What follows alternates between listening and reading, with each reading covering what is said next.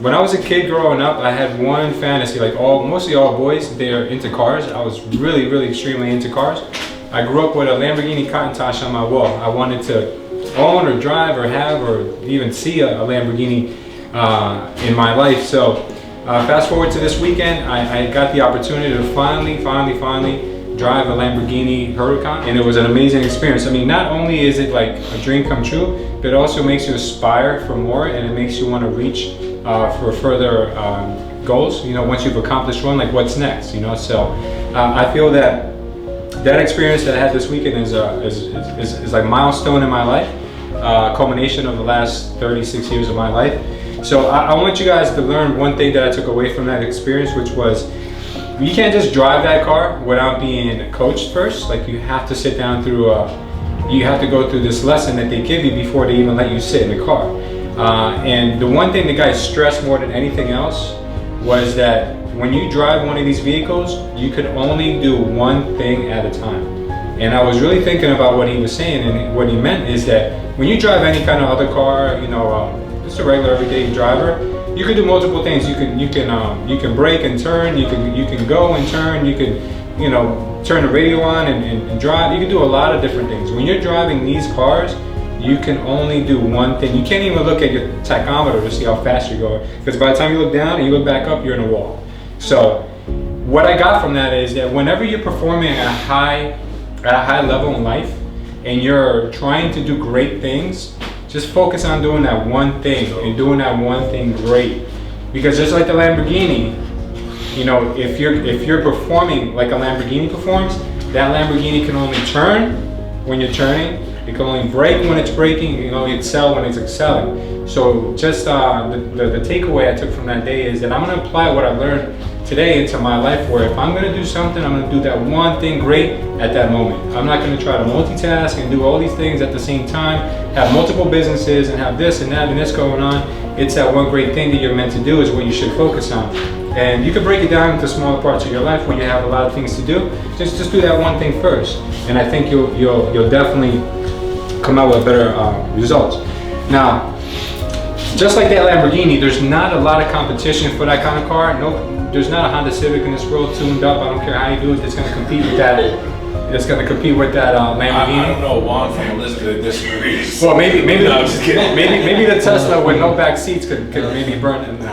That the Lamborghini is definitely in a league of its own. So what I wanted to tell you guys about that is that when you have no competition, right? When you've reached a level of success that you feel you're the best one in your office, in your area, in the state, in the country, the only person you need to watch out for at that point is yourself, because you can be your downfall. Just like that Lamborghini's operator, the only one that's going to burn that Lamborghini operator is the conductor, is the driver, because if they're not paying attention, if they're forgetting the fundamentals, if they're forgetting the principles of driving, they're going to wreck that car all by themselves. So just like us, when we are performing at a high level and we have nothing to worry about as far as competition goes, we can take ourselves down really, really easily. How can we do that? First of all, it's by having too much comfort level, right? Thinking that we're good, thinking that we don't need to worry anymore. It's on autopilot and things are just the way they're going to be, and just, you know, basically take it easy for now, right? That's the one thing that I think that everyone needs to know, that we constantly have to keep pushing ourselves and progressing ourselves, because there's always going to be that new person, or there's always going to be that new company that's hungrier than you. And you can't ever let someone be hungrier than you, because you'll definitely lose your position. If you're ready to retire, that's a different story.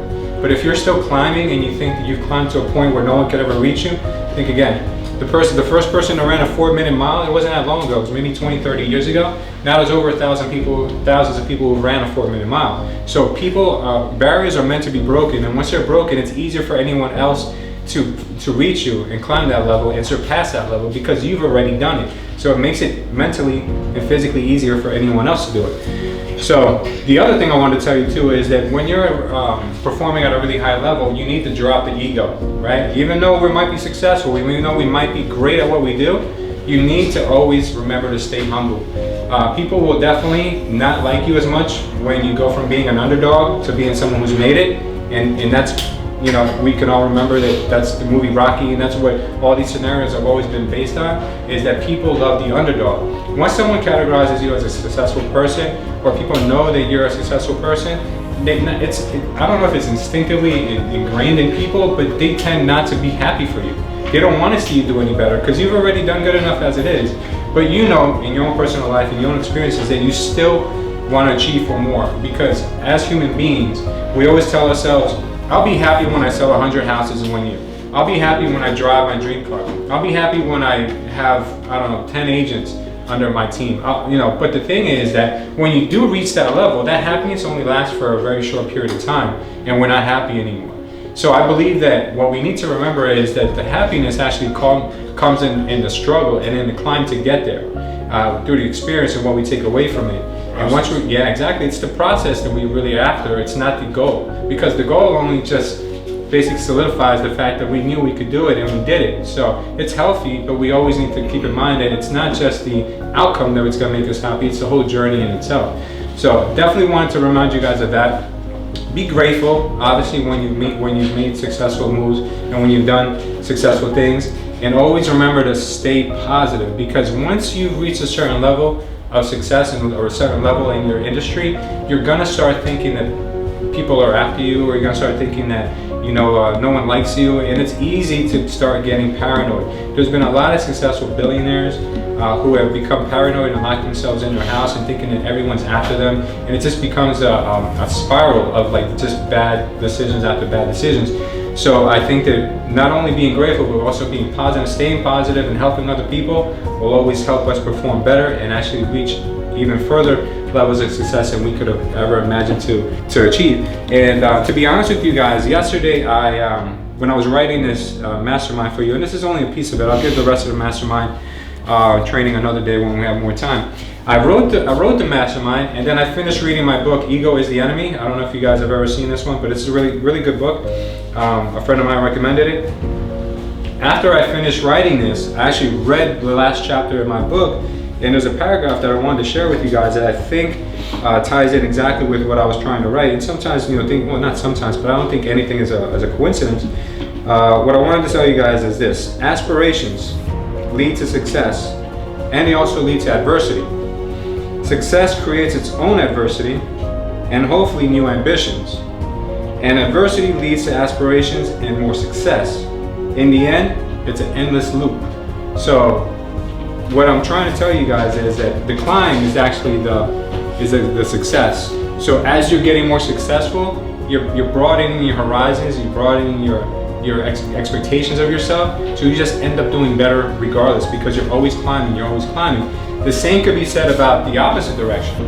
If you guys are constantly beating yourselves up and telling yourselves you're not good enough and thinking too small, you know, when you're thinking small things are going to happen and people are going to keep surpassing you, so that's going to be an endless loop in the wrong direction. So I think you need to stay focused, keep yourself, you know, always pushing yourself, giving yourself levels of achievement that are just out of your grasp, because you're always going to be pushing yourselves, and eventually you're going to get to it. You're going to get to it and you're going to surpass it more than you've ever thought. I do want to tell you guys one thing today, and the last thing I'll say about this is that if you can, start your day always by telling someone else how much you appreciate them, and also tell yourself what you're happy about within your own life. You know, like, all of us can come up with a million reasons why life sucks, but we can also come up with more reasons why we're very lucky to have this life and to have the people in our life that we have. I personally, today, I feel like, I don't know about anyone else in this world, but I feel like I'm the most blessed person in the entire world. I have so many people day after day after day wanting to join this organization that when I put together, you know, nobody really believed in it, nobody really wanted to be a part of it because it was too of a, you know, startup for everyone. But now it seems like people are taking notice because we're creating such a positive environment and we have such motivated people here that it's radiating from everyone's speech. So I don't see that anywhere else. So I'm very happy and I'm grateful, and I'm going to tell everyone what I'm happy for. I'm happy for everyone here to be a part of this, but you guys need to start your day exactly the same way. Be happy, tell people why you appreciate them, why you love them. Tell yourself why you appreciate yourself and why you love yourself. Keep a journal. I keep a journal, And I used to do this, and I'll get into the habit of doing it again, is every day, every morning, just write down on one piece of paper over and over again what you're most grateful for that day. I've said this before, it's not the first time, it won't be the last time I say it. But if you do that, you're gonna reprogram your brain to start thinking positively. And you're gonna take all those negative things out of your mind, even though there's an abundance of them. I'm sure there's a lot of things that we're probably mad about, probably things that we can't stand, but we have no control over. So let's be happy for the things that we do have and we do have control over, and thank God for those things, and just live our life. And I think we'll definitely be much happier that way.